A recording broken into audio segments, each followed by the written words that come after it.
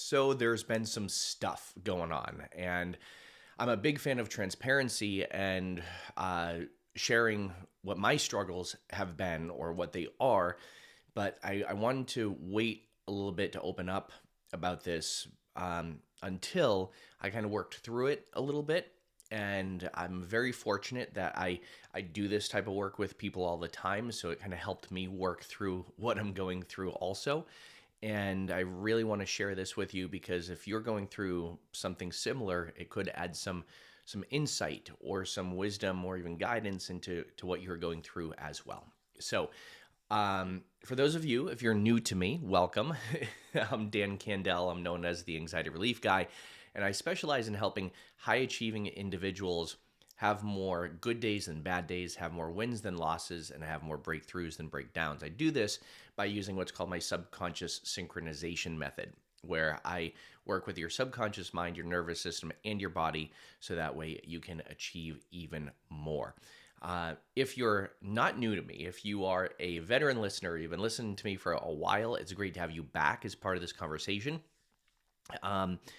So here's what's been going on. Number one, very happy time. I am getting married at the end of this month. And we were going to have the wedding in April 2025, but we decided to move it up for a few reasons. One of the main reasons being my mom is not doing too great. And about a year and a half ago, I lost my dad to stage 4 lung cancer. And now my mom, she's only 67 years old and she's really struggling with dementia. She had a fall a few months ago and she's in a nursing home. Now, to spare you all the family drama about everything that's going on like behind the scenes, let me talk a little bit about like the mental state of this whole thing. And things just really seem to align. Some of you may know I'm getting my master's degree and my PhD in psychology, and things hit at the right time. And right when my mom was like in the midst of this and being admitted to the nursing home and everything like that, where she is now, I was going through a whole unit about learning about dementia and learning about different cognitive disorders and everything like that. And it really helped to have a deep understanding about it and what she was going through and what may have caused it and some things that can help it as well. So that was really good there. With my mom, I go up there almost every single day with her, and I'm there and it can be exhausting. And she requires like constant stimulation when you're there, and she's very confused. And on good days, she's good, and on bad days, she's not, and she turns into like the queen of mean. And the other day, when I said, "Can I have a kiss on the cheek?" and instead of kissing me on the cheek, she walloped me, boom, right upside the face, and I'm like, "Oh, okay, that's where we are right now." So in those times, I practice a lot of restraint, a lot of compassion. My mom and I, we always had a very unique, different type of relationship. Growing up, my life was not easy with my mom. I was taking care of her in ways, and she was taking care of me in ways. And so I just had some stuff like about my mom. But now, seeing her where she is now, oh gosh, I have so much love and compassion for her, and I look at her almost like she's like a 7 or an 8 year old, because that's kind of like her mentality now. And looking at her like that, I have just such an open space in my heart for her, and she doesn't deserve this. No one does. She is very confused, but I'm there with her like all the time, and still like trying to run a business and produce content for everybody and to be there for my partner, my friends, myself. Still like go to the gym, work out every day. So in the midst of all this, I wanted my mom to be able to be present at my wedding. So we decided to move the wedding from 2025 to the end of April. And so that's like another thing as well.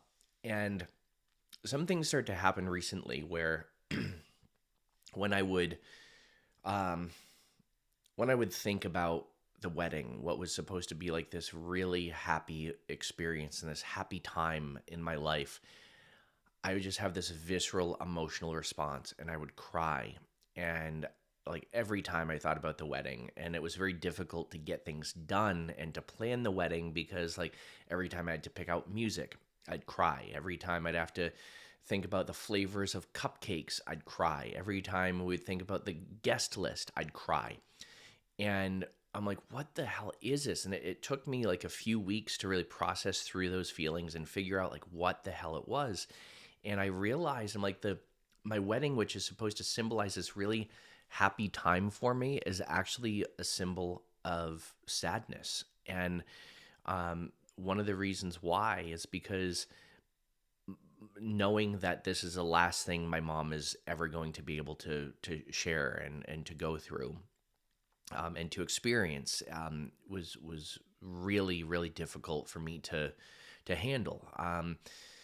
Also realizing like my dad isn't going to be there physically.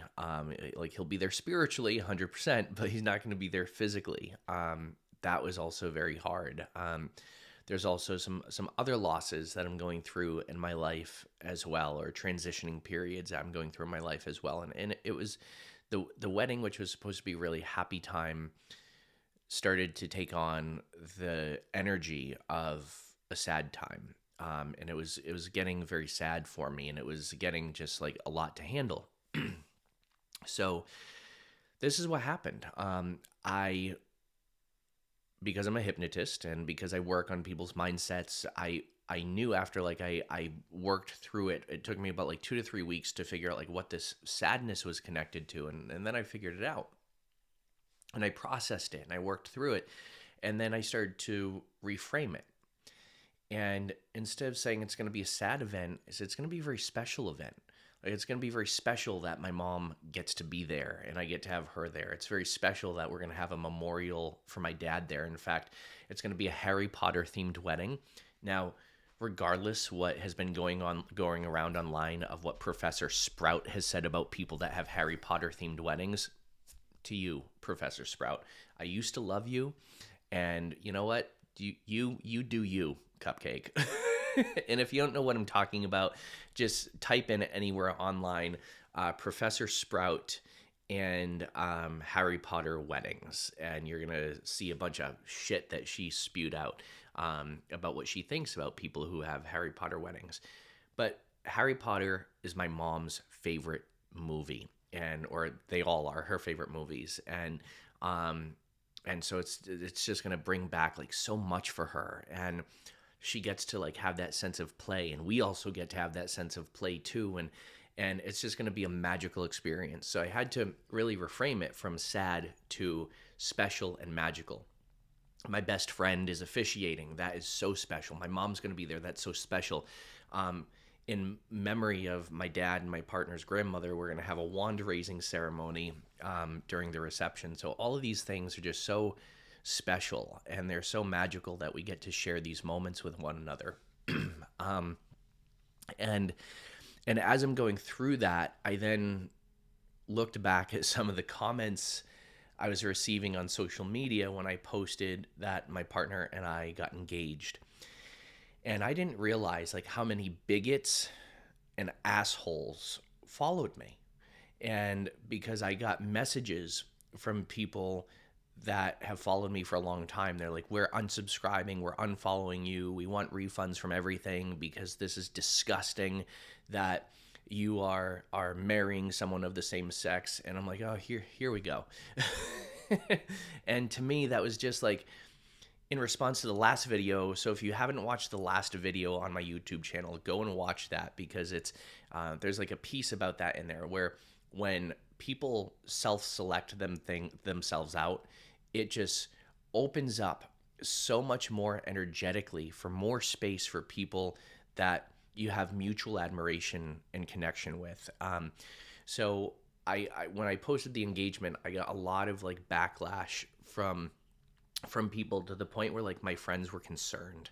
And they're like, Dan, this is like, we had no idea that you received this amount of like bullshit and hate and criticism. And I'm like, yeah, people can, there are some people that can be pretty awful. But you just got to go back and look at it from their perspective and say, that's the way they were programmed to believe. That's the way they were programmed to react, to those things, where they see those things, and to have it initiate like someone else's happiness, to initiate a gut negative reaction within themselves. Like, that's their issue that they have to solve, not my issue. So why am I sharing this? I am a big fan of transparency. I am to the point where I am so happy and thrilled that all of this is like working out, and that like I have such a great support team of friends and family that are all coming together to help with things, and it's just a real magical time. So the reason why I'm putting this out there, is because there are some things that we all struggle with, right? And you never know what somebody is struggling with. And although in like the struggle and in the chaos, we can find peace, we can find strength, we can find meaning, we can find reason, and we can find ourselves. And this really, like this whole experience really helped me see things in a very different light than the way I was seeing them. And I know, like with my mom, it's going to probably be a very long road because she's only 67 years old. And she had very early onset dementia. Like, we started noticing a cognitive decline back in like 2012, but we just thought that like that was mom. Like that was mom. Like she used to drink a lot, and she was also on like painkiller medication for an injury that she had, and her doctor just kept like feeding her this pain pill cocktail. So we're like, oh, it's just like it's that. And then she found another doctor and came off all that stuff. Like she's stopped drinking, and it's like the damage was done. So we don't know if it's all that. I'm actually taking her to get a CAT scan in a couple of days just to like see what's going on up there. And then to see if we're going to do like an MRI and stuff like that. But the reason why I share this is because I know there's so many of you who have gone through this or who are going through this now, and many of you who will go through this at some point in time. And my message to you is this: everything you're going through, or everything that you will go through, even if you've gone through it before and you have the potential of going through it again, maybe you can look at it a little bit different this time. And you can look at it as like, this is teaching me about my strengths. This is helping me be resourceful. This is teaching me to learn things about what's happening, how and why it happens, and also learn stuff about myself. I posted a post about struggles and challenges over on my Instagram page the other day.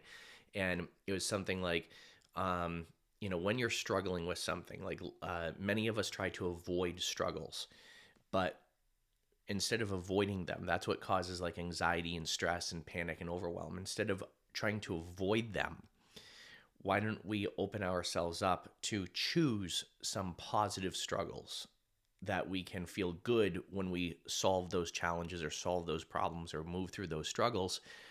And I just, like, people come back and send me messages, and they're like, you must be so privileged that you can choose the struggles you're going through. And I'm like, I think you misread that a little bit. Like, we all go through some really crappy times, right?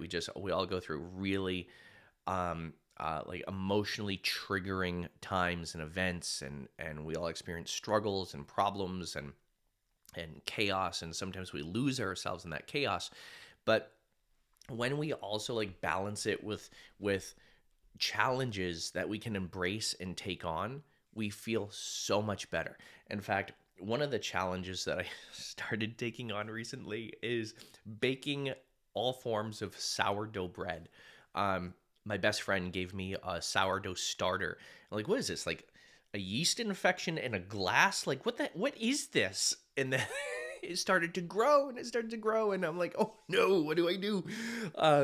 So she sent me like this tutorial. And so far I've made like so many sourdough loaves. And in the midst of like everything else that I do, that is just one of the things I can kind of like just have some more purpose towards and just do something like productive. The other thing that I do that I absolutely love is my business. I love to work on my business. I love working with people. So even though this sounds counterintuitive, I've been working with a few more people individually and adding more people to my groups, because that is a great way just for me to it's like very therapeutic for me to help other people. Whenever I open up like individual spots, they always go like that, and then I have like a year-long waiting list. So I've been making it more of a priority to work primarily with the people who are in my group program first. So if you would like to join my group program, all you have to do is just schedule by clicking the link below this video. There's going to be another video that you watch, because this is for you if you're struggling with something. This is for you to have more wins than losses. This is for you to have more good days than bad days. And it's not just like talking to, kind of like I'm talking to in this video. It's actually about like doing some really deep inner work, just like I did and just like I've been doing, and just like I've been doing with so many other people, to have them, to get them to the place where they can successfully say like, wow, I feel at peace with this. And I'm having like breakthrough after breakthrough after breakthrough, instead of breakdown after breakdown after breakdown. So with that said, if you do want to join the group, I would be super excited to have you as part of my group. All you have to do is just click the link below this video and schedule a call with myself or someone from my team. And if you've been following me for a while, I so open-heartedly appreciate you and the love and the support that you've shown me just by watching my videos, just by following, just by commenting on things, liking things. I really appreciate it, and it helps me help you, and it helps me help other people. As always, make sure you rate, subscribe, leave a comment, share with other people who can use this message. As always, be well, do good, be true to who you are, and happy healing.